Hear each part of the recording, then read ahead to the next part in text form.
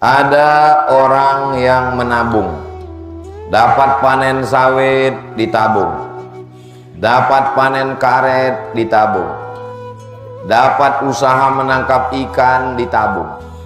Kekumpullah tabungannya dalam setahun lebih kurang 100 juta.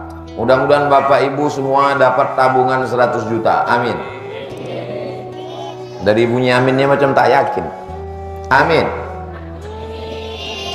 Lalu kemudian ketika tabungan tadi dicek, diperiksa, tiba-tiba kata orang bank, duitnya habis semua, bocor. Kemana pergi tabungan saya ini, Bapak petugas bank? Kata orang bank, tabungan Bapak, tabungan Ibu kena jebol sama hacker di internet. Dijebolnya tabungan itu melalui nomor-nomor, akhirnya tabungan itu hilang sama sekali. Kira-kira kecewa atau tak kecewa? Begitulah amal kita sekarang. Amal sholat, amal puasa, amal zikir, amal sedekah, amal baca Quran, amal silaturahim. Sekarang ini kita sedang menabung amal, lalu amal ini hilang disebabkan oleh 3 perbuatan. Jadi judul pengajian kita siang ini 3 perbuatan yang menghilangkan amal. Kira-kira bisa diingat? Belum saya sampaikan, mana yang ingat? 3 perbuatan yang menghilangkan amal. Perbuatan yang pertama yang menghilangkan amal adalah iyyakum wal hasada. Hati-hatilah kamu penyakit hasad. Fa innal hasada, karena hasad itu yakulul hasanat, menghilangkan semua amal, kama takulun narul hatab, sebagaimana api memakan kayu bakar. Ada orang zaman dulu mau menikahkan anak, diambillah kayu rambung karet, disusun tinggi menjulang, tiba-tiba datang api menyulut, sekali bakar padam.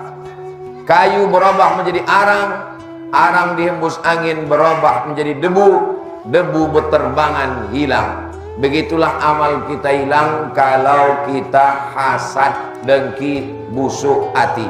Makanya dalam Quran diajarkan kita doa, wa min syarri hasidin. Doakan supaya Ustadz yang ceramah ini selamat dari penyakit hasad. Jangan sampai judul pengajian hasad, rupanya yang ceramah pun hatinya hasad juga. Dan jamaah yang mendengarkan ini semuanya juga selamat dari penyakit hasad, insya Allah. Amin. Orang penyakit hasad ini hatinya susah, pikirannya susah. Kalau sudah pikiran susah, darah tinggi naik, kolesterol naik, asam urat naik, asam lambung naik, semuanya sakit gara-gara penyakit hasad. Tetangga renovasi rumah naik darah tinggi. Tetangga beli sepeda motor baru masuk ICU. Tetangga pergi berangkat haji koma, untung tak titik meninggal. Maka bagaimana cara mengobati penyakit hasad ini? Ikut senang melihat kesenangan orang lain. Waktu berdoa di waktu malam, doakan orang yang dapat nikmat itu. Ya Allah, ini kawanku, tetanggaku dapat nikmat, jadikan rumahnya itu sebagai rumah yang didatangi tamu, sehingga menyambut tamu bertambah amalnya.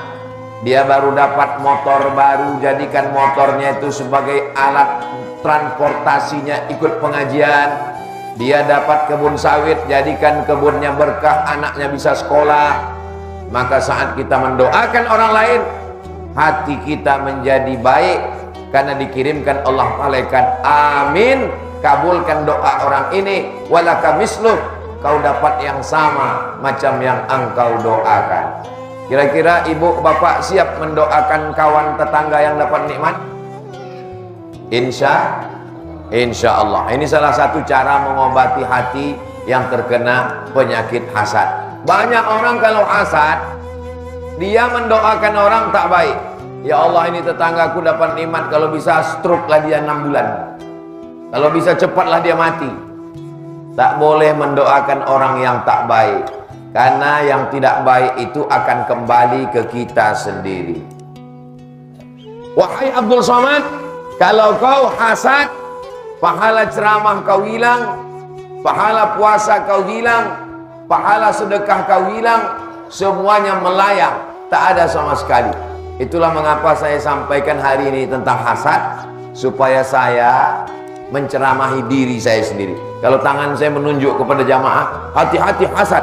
Satu yang ke jamaah, yang 4 nih ke diri saya sendiri. Hati-hati kau Abdul Somad, pahala ceramah kau hilang, pahala baca Quran kau melayang, pahala sedekah kau terbang, karena penyakit hasad. Makanya selesai berwudu, kita minta bersihkan hati. Allahumma ja'alni minat tawwabin, waj'alni minal mutatahhirin, waj'alni min ibadikas. Allahumma ja'alni minat tawwabin, jadikan aku orang yang bertaubat. Waj'alni minal mutatahhirin, jadikan aku orang yang mensucikan hati. Waj'alni min ibadikas sholihin, jadikan aku hambamu yang soleh. Makanya selesai wudhu itu jangan hanya selesai wudhu balik, tapi tetap kita minta kepada Allah. Asyhadu an la ilaha illallah wahdahu la syarikalah wa asyhadu anna Muhammadan abduhu wa rasuluh. Allahumma ja'alni minat tawwabin waj'alni minal mutatahhirin waj'alni min ibadikas sholihin. Mudah-mudahan kita semua selamat dari penyakit hasad. Ini yang pertama. Yang kedua, penyakit yang bisa menghilangkan amal kita adalah penyakit namanya nifaq.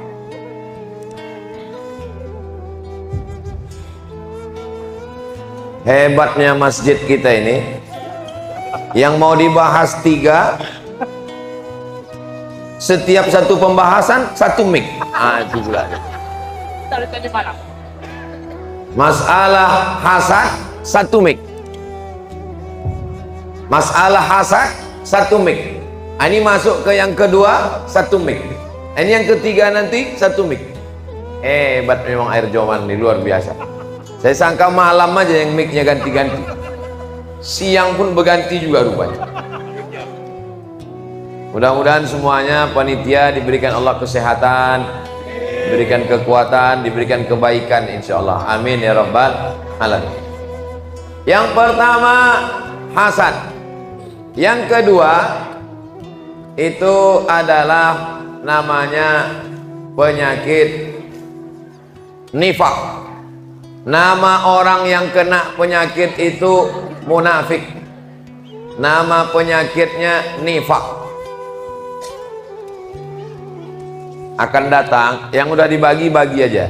Akan datang, apapun acaranya di masjid, Maulid Nabi, Isra Mi'raj, Nuzul Quran, jangan bagi makanan waktu ustadz sedang ceramah. Ini anggap saya ini bukan ustadz yang diundang. Saya ini orang air Joman yang balik kampung, jadi tak masalah. Nah, ini anggap aja keluarga bagi. Bayangkan kalian mengundang ustadz dari Jakarta, diundang ustadz dari Medan, ustadz kondang, ustadz hebat, ustadz besar. Pas dia sedang ceramah, kalian bagilah kuih. Itu kurang baik. Nah, kalau saya tak masalah, karena saya bukan ustadz undangan. Saya ini orang kampung yang sedang balik ke kampung halamannya, berjumpa keluarganya, tak masalah. Kecuali kalau saya ustadz yang diundang menyampaikan tausiah, panitia membagi, itu saya amuk itu. Nah, kalau ini sudah dibagi, bagi tak apa-apa. Akan datang itu etikanya, adabnya. Kalau ustadz sedang ceramah, tak usah dibagi. Kalau mau bagi, sebelum ceramah atau sesudah ceramah. Makanya biasanya dulu waktu saya kecil ada acara Isra Mi'raj, Nuzul Quran, Maulid Nabi, itu biasanya acara sambutan. Waktu sambutan itulah dikasih Pak Ketua Masjid sambutan, jamaah bugdo wayanglah lagu. Nah, jadi nanti waktu ceramah itu orang sudah fokus mendengar. Ini bukan saya marah, tidak. Ini pelajaran kita untuk akan datang. Kalau kita buat acara wirid yasin, maulid nabi, Isra Mi'raj, nuzul Quran, begitu cara membaginya. Bisa? Insya Allah. Yang sekarang ini yang udah dibagi, dimakan. Yang pula ditengok meniti air liur nanti. Kue yang udah dibagi itu dikunyahlah. Tak masalah. Ini sekedar informasi saja. Sampai mana tadi? Penyakit yang kedua? Munafik. Orang munafik amalnya hangus. Innal munafiqina fid darkil asfali minan nar. Orang yang munafik maka letaknya di neraka yang paling bawah. Jadi neraka itu apinya di bawah, lantai 1, lantai 2, lantai 3, lantai 4, lantai 5, lantai 6, lantai 7. Yang paling bawah, yang paling dekat dengan api. Orang munafik nerakanya yang paling bawah, yang paling panas, yang paling hancur, yang paling hajab. Mudah-mudahan Allah menyelamatkan kita dari sifat munafik. Orang munafik sifatnya 3. Idza haddasa kazaba, kalau bicara bohong. Wa iza wa'ada akhlafa, kalau berjanji ingkar. Wa iza tumina khana, kalau diberi amanah berkhianat.